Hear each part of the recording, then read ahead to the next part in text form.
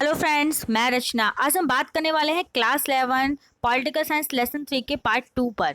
हमारा lesson number 1 और 2 complete हो चुका है और पार्ट 3 में भी हम लोगों ने लेसन नंबर 3 में भी हमने बात की थी। पार्ट 1 में हमने मौलिक अधिकारों के बारे में, और जब मौलिक अधिकार और मौलिक कर्तव्य एक दूसरे से जुड़े हुए हैं तो क्यों ना आज हम मौलिक कर्तव्यों के बारे में बात करते हैं। मौलिक कर्तव्य रूस से लिए गए हैं और हमारे संविधान की भाग 4 के क में है, और इसका जो अनुच्छेद है वो सिर्फ एक ही अनुच्छेद है। उसमें जो 51 हमारा जो आर्टिकल है उसका क है। तो हम कह सकते हैं कि जो हमारा मूल कर्तव्य है, जैसे हमारे मौलिक अधिकार थे वो भाग 3 में थे, और हमारे मूल कर्तव्य याद रखने के लिए बहुत ईजी ट्रिक है कि मौलिक अधिकार भाग 3 में थे, उसी से आगे नेक्स्ट स्टेप में बढ़ जाएंगे तो भाग 4 में हमारे मूल कर्तव्य आ जाएंगे। अनुच्छेद सिर्फ और सिर्फ एक है, याद करने की जरूरत ही नहीं, आपको हमेशा रटा ही रहेगा 51 का क पार्ट। और कहाँ से लिए गए? रूस से लिए गए हैं। तो ये तो बहुत ही इसी तरीके से है। देखिए, हम सबसे पहले बात करेंगे शुरुआत हुई तो हुई कहाँ से। 1976 में नागरिकों के मूल कर्तव्यों को संविधान में जोड़ा गया था और 2002 में एक और मूल कर्तव्य को जोड़ दिया गया था। तो यानी कि शुरुआत जो हुई थी हमारी 1976 में हुई थी और 2002 में इसको जोड़ दिया गया था। और एक अभी तक सिर्फ जापान का संविधान ऐसा है जो नागरिकों के कर्तव्यों में रखा गया है, वरना और किसी संविधान में नागरिकों के कर्तव्यों को नहीं रखा गया। तो हम कह सकते हैं कि जो जापान का संविधान है वो सबसे ज्यादा इंपॉर्टेंट इसी चीज को लेकर है। रूस के संविधान में घोषणा की गई थी कि नागरिकों के अधिकार, प्रयोग एवं स्वतंत्रता उनके कर्तव्य एवं दायित्वों पर भी डिपेंड करती है। तो इसीलिए रूस में सिर्फ और सिर्फ उसका प्रावधान दिया गया था। तो ये भी बहुत इंपॉर्टेंट हो जाता है। इसलिए उसके बाद हम बात करेंगे कि ये जो था ये क्यों शुरू किया, मतलब क्या था, क्योंकि हमारे जब संविधान का निर्माण किया जा रहा था उस टाइम पे हर एक चीज़ की बात की गई थी, तो क्यों नहीं मूल कर्तव्यों की बात की गई। तो मूल कर्तव्य की बात की थी, आपको याद होगा मैंने एक वीडियो में बताया था कि 75 to 77 हमारा आपातकाल हो गया था हमारी श्रीमती इंदिरा गांधी जी के टाइम में। तो जब आपातकाल घोषित कर दिया गया था तो उस टाइम पे नागरिकों के कुछ कर्तव्यों के बारे में बात सोची गई थी कि नागरिकों के भी कुछ कर्तव्य होने चाहिए। ऐसा नहीं है कि सारे के सारे काम सरकार के ही हों। तो इसीलिए इस चीज के लिए स्वर्ण सिंह समिति की सिफारिशों के बारे में बात की, एक गठन किया गया 1976 में। कांग्रेस पार्टी के ने सरदार स्वर्ण सिंह समिति का गठन किया, जिसे आपातकाल के समय मूल कर्तव्यों और उनकी आवश्यकता आदि के बारे में बताना था। और इसमें की जो समिति थी इसके संविधान में मूल कर्तव्यों का अलग पार्ट भी होना चाहिए। ऐसा नहीं किसी के साथ कर दो, ऐसा नहीं होना चाहिए, इसको बिल्कुल अलग होना चाहिए, क्योंकि नागरिकों को अधिकारों को तो प्रयोग करना आता है पर वो कर्तव्य भी निभाना आना चाहिए। ये चीज़ कांग्रेस सरकार ने बोली थी। तो उस टाइम पे 42 से संविधान संशोधन के अधिनियम में 1976 को जब लागू किया गया था, उसके माध्यम से एक नए भाग 4 जो मैंने अभी आपको बताया था, भाग 4 क जोड़ा गया और उसमें केवल एक ही अनुच्छेद रखा गया था 51 क, और इसमें पहली बार नागरिकों के लिए 10 मूल कर्तव्यों का उल्लेख किया गया था। 10 मूल कर्तव्य थे। वो मूल कर्तव्य कौन कौन से थे हम उसके बारे में बात करते हैं।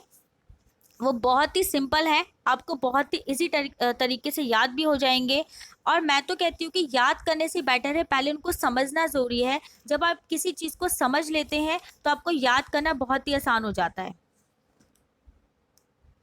पहला है, संविधान का पालन करना चाहिए, उनके आदर्शों, संस्थाओं, राजध्वज और राष्ट्रीय गान का आदर करना चाहिए।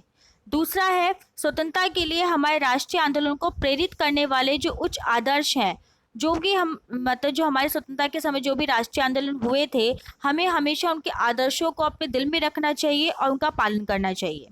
तीसरा है, भारत की जो संप्रभुता है, एकता है और अखंडता है, उसकी हमेशा रक्षा करनी चाहिए। ये आपको तीनों समझ में आ गए होंगे।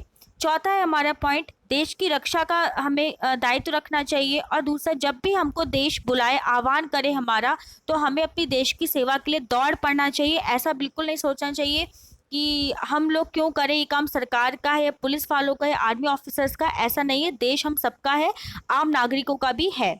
नेक्स्ट है हमारा पांचवा पॉइंट, भारत के सभी लोगों में समान भारत की भावना होनी चाहिए। ऐसा नहीं कि कोई देश के बारे में कुछ सोचे ही ना, कोई धर्म नहीं होता, कोई भाषा नहीं, कोई प्रदेश नहीं है, सब लोग अलग हैं, लेकिन उससे पहले हमारा देश है। क्योंकि हम लोग हमेशा कहीं बाहर जाते हैं, देखिए आप लोग महाराष्ट्र जाएंगे तो आपसे पूछेंगे आप कहाँ के रहने वाले हो, दिल्ली के रहने वाले हो। अगर आप अमेरिका जाते हो तो आपसे पूछा जाए तो कहाँ के रहने वाले हो, तो आप महाराष्ट्र नहीं बताओगे, आप क्या बताओगे, आप इंडिया के रहने वाले हो, यानी कि आप भारतीय हो। तो सबसे पहले आप समझ लीजिए कि आपका सर्वोपरि आपका देश होता है, ना कि आपका धर्म, आपकी भाषा होती है।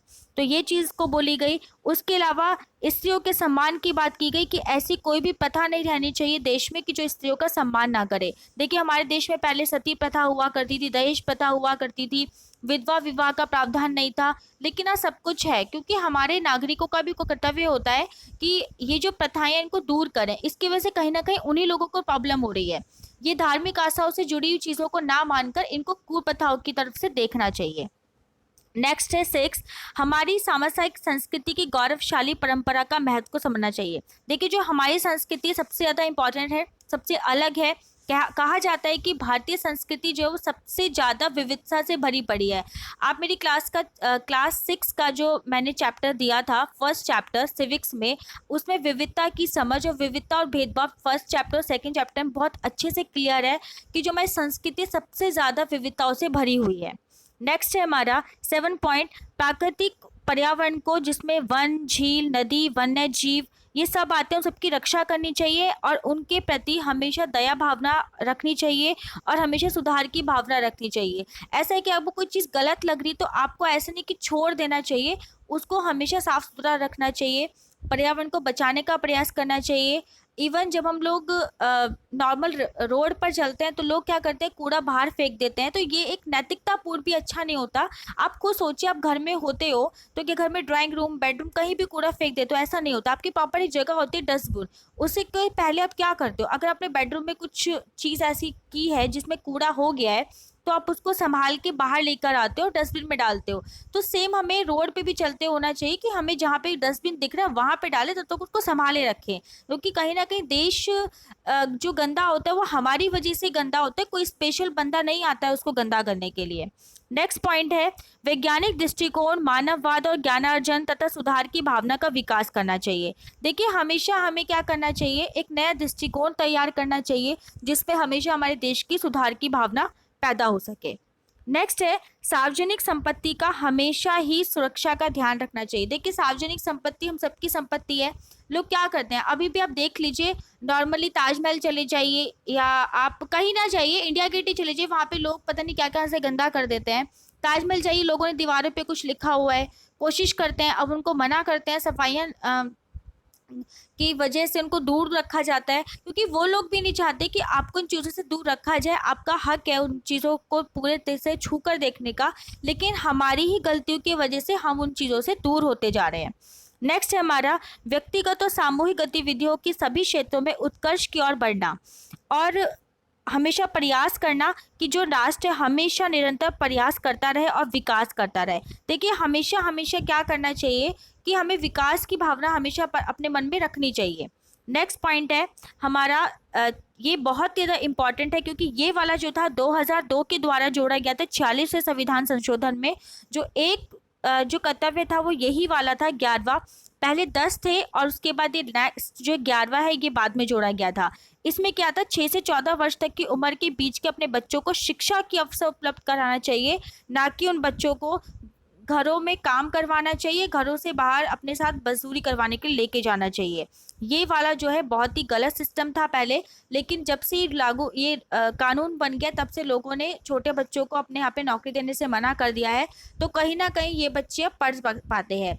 लेकिन इसमें यह भी प्रावधान था कि जिनके घरों में जैसे पेरेंट्स नहीं रहे हैं किसी वजह से, तो उन बच्चों को अनाथ आश्रम भेजने का भी प्रावधान था कि अगर आपको कोई ऐसा बच्चा मिलता है कि जिसके पेरेंट्स नहीं हैं तो उनको अनाथ आश्रम में भेज दिया जाए, ताकि उनके बच्चों की पढ़ाई का पूरा प्रबंध किया जा सके।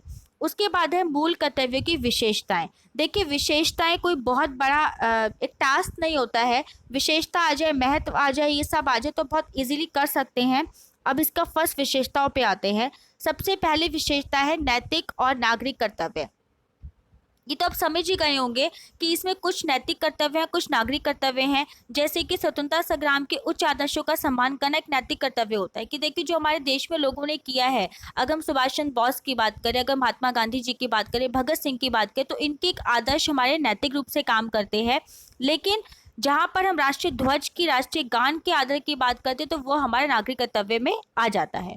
दूसरा है हमारा कि आंतरिक कर्तव्य का वर्गीकरण। देखिए जो भी जो हमारी मॉरल वैल्यूज होती हैं, जो बच्चों को मॉरल वैल्यूज सिखाते हैं, पौराणिक कथाएं सुनाते हैं, धर्म के बारे में बताते हैं, तो ये सारे के सारे हमारे मॉरल वैल्यूज की जो आंतरिक हमारे कर्तव्य है ना, उनको बताता है। तो ये कहीं ना कहीं हमारे आंतरिक रूप से अच्छा है ये। तीसरा है हमारा कि केवल देश के नागरिकों के लिए है। देखिए जितने भी कर्तव्य सिर्फ देश के नागरिक के लिए है, विदेशियों के लिए नहीं है। जबकि जो हमारे मौलिक अधिकार थे वो देश के विदेशियों के लिए भी होते हैं। ऐसा नहीं कि सिर्फ देश के नागरिकों के लिए हैं, वो देश के अलावा विदेशों के लिए, विदेशी जो नागरिक जो आते हैं हमारे देश में, या वो पढ़ने आ रहे हैं, घूमने आ रहे हैं, उनके लिए भी पूरे मौलिक अधिकार यहाँ पर हैं। चौथा है हमारा गैर न्यायोचित। देखिए इनके लिए हम कहीं भी किसी भी, अगर हम किसी को अधिकार कर्तव्य का पालन नहीं करते तो न्याय के लिए नहीं जा सकते, यानी कि न्यायालय का दरवाजा नहीं खटखटा सकते, और इनका कोई हनन के खिलाफ कोई कानूनी कार्रवाई भी नहीं हो सकती है। इनका वैसे हनन क्या होगा, अगर हाँ ये हो सकता है कि आप